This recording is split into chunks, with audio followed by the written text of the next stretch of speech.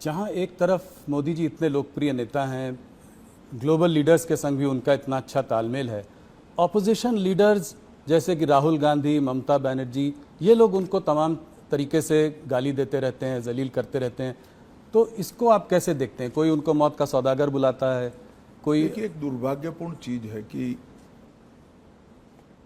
राजनीति सिद्धांतों की जगह व्यक्तिगत बातों पर ले जाने का प्रयास हुआ है। और राजनीति में जिस प्रकार की भाषा का प्रयोग होता है, मैं नहीं मानता वो हमारी डेमोक्रेटिक व्यवस्था को पुष्ट करेगी।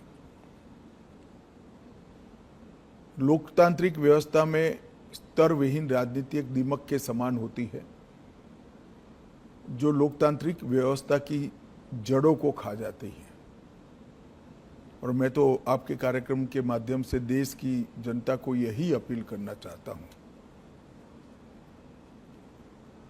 कि ऐसी भाषा का जो प्रयोग करते हैं, इस प्रकार की राजनीति को जो बल देते हैं, ऐसे लोगों ने जनता ने दंड देना चाहिए।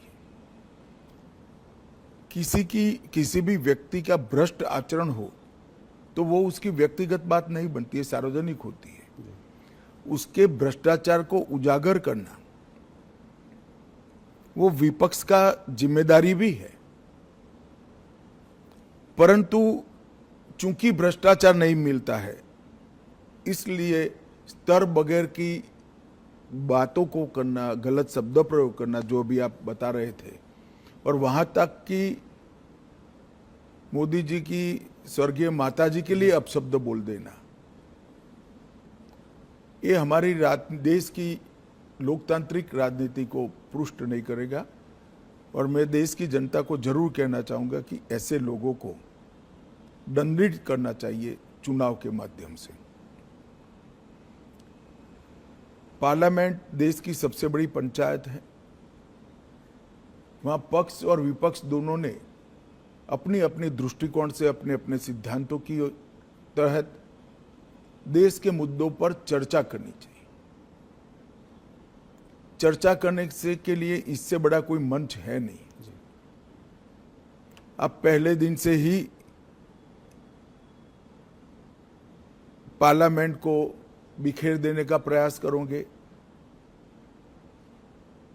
और वंदे मातरम होगा तब तक बिखेरते रहोगे, और फिर कहोगे कि हमें बोलने नहीं देते हैं।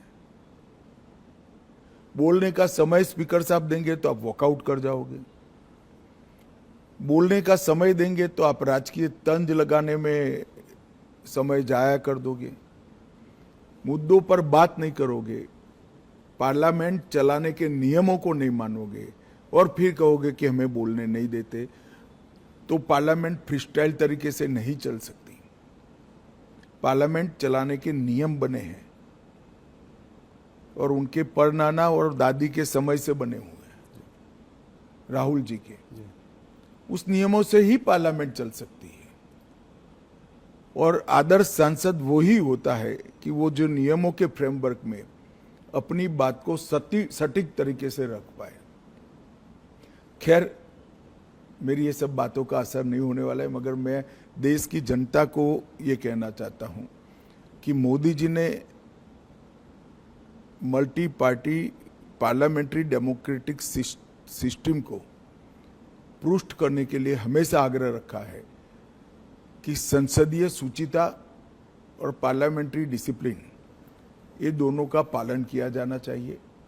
और मैं मानता हूं कि देश की जनता ने कभी न कभी शीर्ष करना पड़ेगा कि राजनीतिक आक्षेपबाजी में ही संसद का समय जाना चाहिए, या कुछ फ्रूटफुल चर्चा होकर जनता के लिए अच्छे फैसले लेने चाहिए, चाहे सुरक्षा का हो, चाहे देश को समृद्ध करने का हो, चाहे रोजगारी के लिए हो, चाहे देश की औद्योगिक नीति के लिए हो, चाहे देश की कोऑपरेटिव नीति के लिए हो, चाहे करोड़ों गरीबों के कल्याण के लिए नीतियां बनानी हो। इस पर चर्चा करनी चाहिए या राजनीतिक आक्षेपबाजी करनी चाहिए।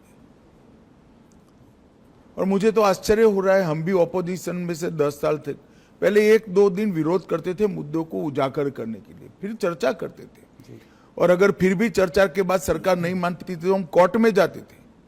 कि भ्रष्टाचार है, इसका जांच किया जाए। और कोर्ट ने कई जगह हमारी मांग पर जांच अपॉइंट की थी, जिसकी हाय तौबा वो आज भी कर रहे हैं, मगर ये कहीं नहीं जाते। कोई कॉन्स्टिट्यूशनल फोरम के अंदर डिबेट करना ही नहीं चाहते, वो रोड पर ही करना चाहते हैं।